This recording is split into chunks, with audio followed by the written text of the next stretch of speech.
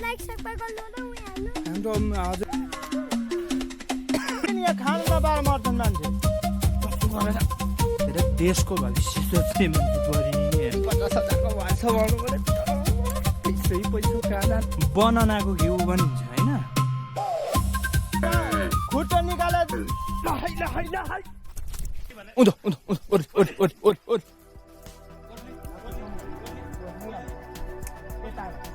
तर बाँस छ अझ बाँसमा कसरी आउँछ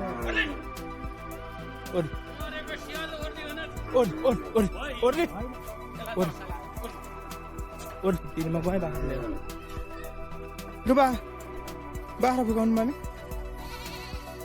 यो पाठा नलाने यो पाठालाई लिएर जानु हुँदैन कसको मेरो मेरो सबै जान्ने नै मै हो के कुरा गर्नुहुन्छ मैले यहाँ घरबाट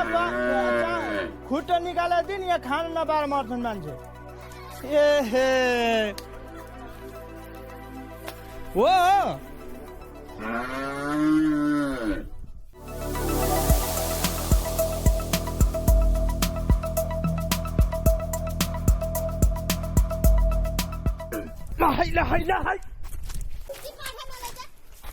पाठा अब गए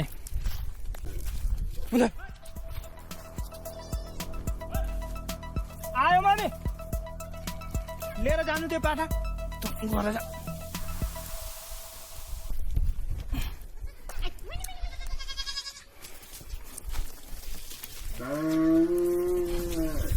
छोपिदिनु ढोक्सैले उनी फुल जस्तै छिन् जुन जस्तै हाम्रो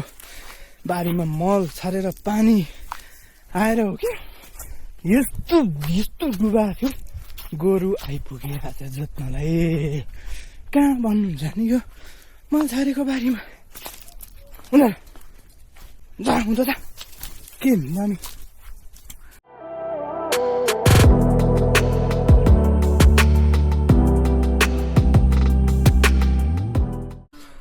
अब यो अदुवा बारी हो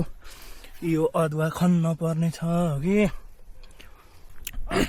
किसानहरू है साथी हो यो किसान नकराए त मलाई नकराए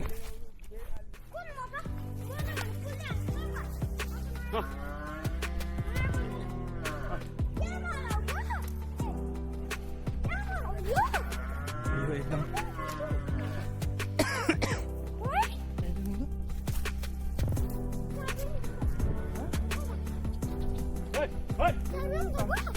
तिमीहरूको अम्लीसँग पुगिस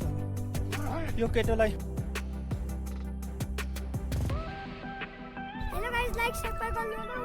हाम्रो हजुरबालाई गुड यो केटा ठिक छ के यस्तो कुदेछ कि बाख्रा यस्तो कुदेछ कि होइन यहाँ पुगेछ कि अर्काको बालीमालीमा पुग्यो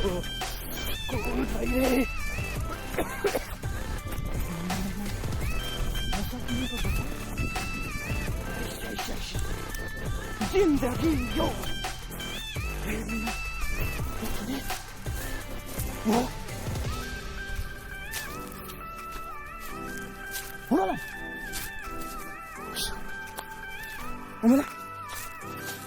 welcome to the good night गरिदिन्छु नि सिधै फेरि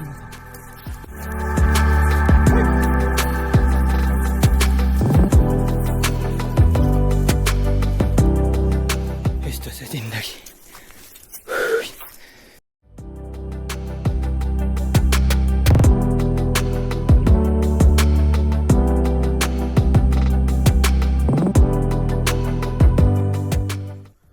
एउटा कुरो है साथीहरू हाम्रोतिर भानु छैन यसलाई होइन यसलाई तपाईँको यो जुन फलेको छ यो टिपौँ है ल यो मैले टिपेँ होइन यहाँ छ हाम्रोतिर यसलाई तपाईँको बनानाको घिउ बनिन्छ होइन तपाईँहरूकोतिर के भनिन्छ होइन यसलाई हाम्रोतिर के भनिन्छ के त्यसरी बुझ्नु पर्यो यसो मजाक गरिदिएको नि ए फलानु कता कता हो अर्कातिर नजाए अर्कातिर गइस् भने त फेरि भरे घरमा फलानु ए फलानु मेरो खैस त्यहाँ भन्छन् कि हाम्रो देशमा पनि नयाँ सरकार आएको छ कि यति उत्साहित छु कि अझै म त अझै 50वटा जति बाख्रा थप्नु जस्तो लागेको छ नयाँ सरकार आएको छ भाउ पाइन्छ होइन तपाईँको के भन्छ अरे यो बजारी निर्मूलीकरण हुन्छ होइन बजारको भाउ चाहिँ अब किसानहरूले पनि पाउँछन् है भन्ने पनि सुन्छु यस्तो सुन्दै जाँदा त लाई फलानु यसको बाख्रो पनि 50,000को भएछ भन्नु पऱ्यो पैसा कहाँ जानु र यही जङ्गलमा कुदो बस्छ नि होइन बाख्रा हेरौँ मोच ल्याएर त यिनीहरूले यो अम्लिसो खाएको ल्याएर त इत्र भन्थ्यो नि जस्ती जन्मेको बाख्राहरू नि यहाँ छ नि यहाँ दिल्लीमा बसेको यिनीहरू किन यहाँ बसेको छ भनेको भन्नुहुन्छ नि यहाँ अम्लिसो छ क्या यो भर्खर काटेर पलाउँदै गरेको अम्लिसो सानो सानो मुनाहरू छ होइन अब यो भित्तामा भन्नुहुन्छ नि घाँस देखिन्छ नि त्यही घाँस छ क्या यो घाँस मजाले हेर्दैन यो बाख्राले किन भन्नुहुन्छ नि यो जुन अम्लिसोको टुसा छ यो अम्लिसोको टुसाहरू यो अम्लिसोको टुसाहरूले गर्दाखेरि चाहिँ बाख्राहरू खुब पल्किँदो रहेछ क्या यता आउँछ जतिखेर नि लाग्यो है फलानाहरू कता त्यस्तै लाग्यो यो चाहिँ एउटा काट्दै खाँदै गर्छु नि म फेरि चिना छ कि नै मलाई यिनीहरूले मेरो हरिबिजोकै बनाउँछन् क्या हरिबिजोकै बनाउँछ यत्रो घाँस छ चर्दैन क्या चर्दैन कि के हेरे अब उनीहरू कहाँ पुगिसक्यो थाहा छ कहाँ पुगिसक्यो यो हेर्नु चर्नु नि यो मजाले खानु चर्नु हो कि यसो मलाई पनि सहज हुन्थ्यो एउटा यहाँ पिलिक्क अघि तल उता लाउनु त्यो खानु पऱ्यो त्यहाँ कुदिहाल्छ अब हेर साथी हो म चाहिँ यो जङ्गलमा बसेर देशको भविष्य सोच्ने मान्छे परि हो कि अनि मलाई यसो आफै मलाई सम्झेँ म कस्तो खालको मान्छे रहेछु भन्नु लाग्छ कि मलाई घरिघरि अब तपाईँहरूलाई लाग्छ होला होइन यति राम्रो खेतबारी छ यो बाँझो चाहिँ किन राखेको होला यो मान्छेहरूले गर्नु नि केही न केही त हुन्छ होला भन्ने लाग्छ होला क्या भन्नु होइन तपाईँको यो जुन खेतबारी छ यो किन चाहिँ बाँझो राख्यो भन्ने कुरा म भन्छु ल राम्रो छ खेतबारी होइन मस्त धान रोपिन्थ्यो गहुँ फलाइन्थ्यो होइन पहिलो कुरा त बाँदरले केही खानै दिँदैन जङ्गल देख्नुभयो होला हुन्छ गर्नै नसकेर छोडेको भन्दा पनि हुन्छ क्या अरूभन्दा नि यो बाँदर आतङ्क भएर यो जङ्गल लगाइदिएको अनि अहिले चाहिँ के मनमा के पलाइरहेको छ मेरो चाहिँ भन्नुहुन्छ अब नयाँ सरकार आएको छ अब नयाँ सरकार आइसकेपछि चाहिँ उसले लिएको एक्सन र उसले अहिले फिलहाल तत्काल लिएको उसको त अब 5 वर्ष कार्यकाल